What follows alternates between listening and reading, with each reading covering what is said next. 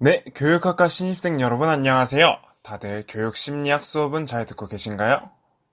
저는 오늘 여러분들이 교육 심리학 수업을 들으면서 조금이나마 도움이 될 수 있게 짧은 강의를 준비해 봤습니다.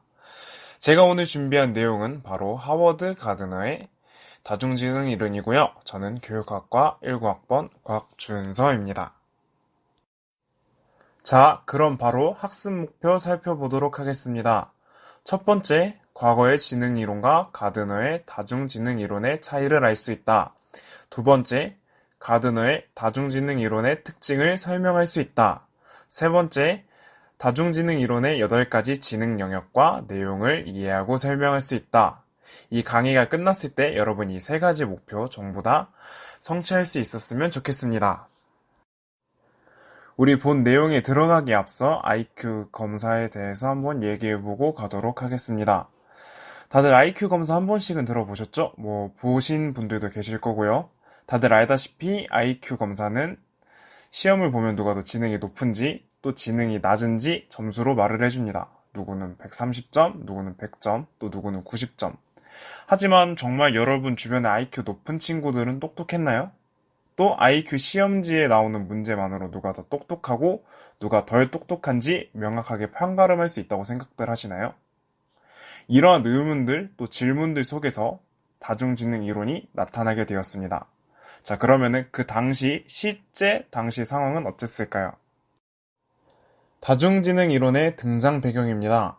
기존의 지능 이론, 즉 정통적인 지능 이론은 인간의 능력을 계량화해서 과학의 대상으로 만들려는 의도에서 시작이 되었습니다.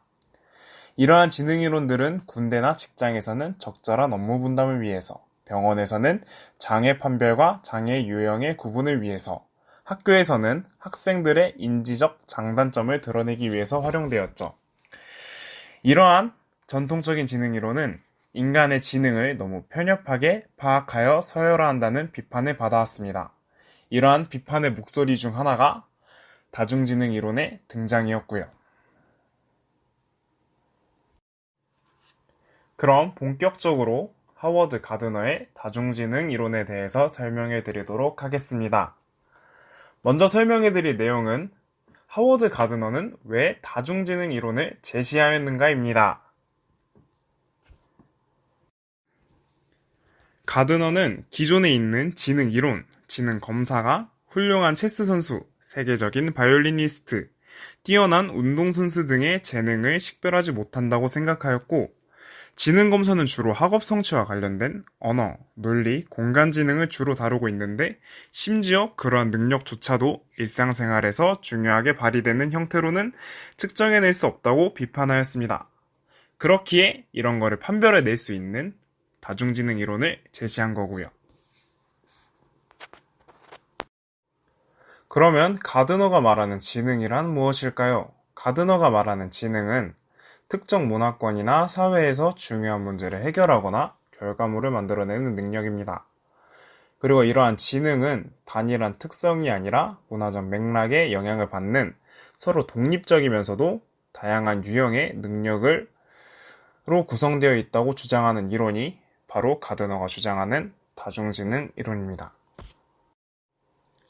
네, 그럼 다음으로 다중지능 이론의 특징에 대해서 소개해 드리도록 하겠습니다. 먼저 첫 번째, 인생에 걸쳐 특정 능력이 발현되는 시기는 각각 개인마다 또 사람마다 다르게 나타나게 됩니다.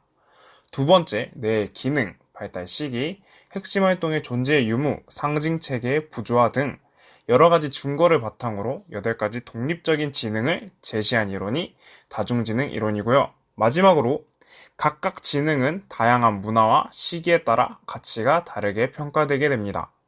예를 들어서 조선시대 같은 경우에는 무신들, 그러니까 이제 칼 잘 쓰고 이렇게 그러한 사람들이 가치가 높게 평가가 되었다면 요즘 같은 시대에는 그러한 능력이 이제 가치가 높지 않게 평가되는 것이 이러한 3번 특징의 내용들이라고 설명드릴 수 있습니다. 네, 방금 다중지능 이론의 특징 두 번째에서 말씀드렸던 8가지 지능 영역과 내용에 대해서 좀 더 구체적으로 설명해 드리도록 하겠습니다. 먼저 첫 번째 언어 지능입니다. 언어 지능의 특성으로는 단어의 소리, 리듬, 의미에 대한 감수성, 언어의 다른 기능에 대한 민감성을 들 수 있고요. 두 번째, 논리수학 지능의 특성으로는 논리, 수학, 과학적 패턴에 대한 민감성과 식별력, 또 논리적 정보를 분류, 추리하는 능력을 들 수 있습니다. 세 번째, 음악 지능의 특성으로는 음의 변화에 민감하고 음의 유형을 잘 구분하는 능력뿐만 아니라 음악뿐만 아니라 소리 전체를 잘 다루는 능력을 들 수 있고, 네 번째, 공간 지능의 특성으로는 형상과 심상 등 형태나 이미지에 관련된 지능, 또 색깔, 모양, 공간 형태 등의 관계에 대한 민감성을 특성으로 들 수 있습니다. 다섯 번째, 신체 운동 지능은 자신의 몸을 통제하는 능력, 또 운동, 균형, 민첩성 등을 잘 조절해서 사물을 잘 다루는 능력을 특성으로 지니고 있고요. 인간 친화 지능, 다른 말로는 대인간 지능이라도 불리는 이러한 지능은 타인의 감정과 행동을 잘 이해해서 적절하게 반응하는 능력을 특성으로 지니고 있습니다. 일곱 번째, 자기성찰 지능은 개인 내적 지능이라고도 불리는데요. 이는 자신의 감정에 대한 접근, 감정들을 구별해내는 능력, 자신의 몸과 감정 상태를 잘 이해하고 자신을 잘 다스리는 능력을 특성으로 가지고 있습니다. 마지막으로 자연 친화 지능은 식물이나 동물을 좋아하고 이를 잘 보존하기 위해서 노력하며 채집이나 자연 관찰을 즐기는 특성을 지니고 있습니다. 그리고 이러한 8가지 지능 영역은 각각에 맞는 직업 유형들이 존재하게 되는데요. 언어지능은 운변가, 정치가, 논리수학지능은 과학자, 수학자, 음악지능은 그냥 다들 아시다시피 연주자, 작곡가 등이 있고, 공간지능은 항해사, 조각가, 건축가 등이 있고 등등 이렇게 각각에 맞는 직업 유형들이 있습니다. 이렇게 가드너의 다중지능 이론에 대해서 살펴보았고요. 내용 정리 한번 하고 가도록 하겠습니다. 가드너에게 지능이란 무엇이었나요? 지능은 특정 문화권에서 문제를 해결하거나 결과물을 만들어내는 능력이었고요. 이러한 지능은 기존의 지능 이론처럼 단일한 특성을 지닌 것이 아닌 사회문화적 맥락에 영향을 받는 다양한 능력들로 구성되어 있다고 가드너는 말했습니다. 그럼 이런 다중지능 이론의 특징에는 무엇이 있었을까요? 능력은 인생에 걸쳐 특정 능력이 발현되는 시기는 사람마다 달랐고, 또 여러 가지 증거를 바탕으로 8가지 지능이 제시되었으며, 이러한 지능은 문화와 시기에 따라 가치가 매겨졌습니다.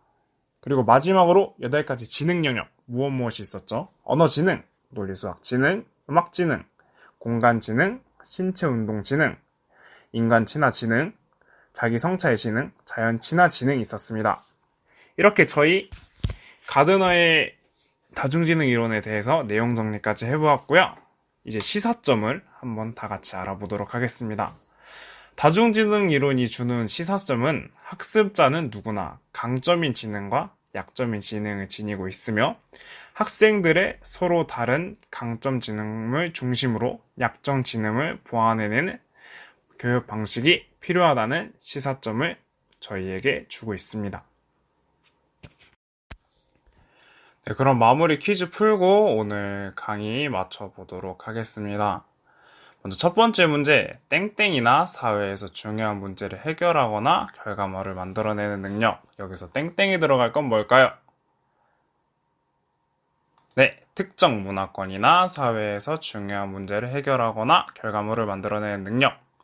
두 번째 문제, 대인간 지능이라고도 불리는 타인의 감정과 행동을 잘 이해해 적절하게 반응하는 능력. 우리는 이걸 뭐라 그랬죠?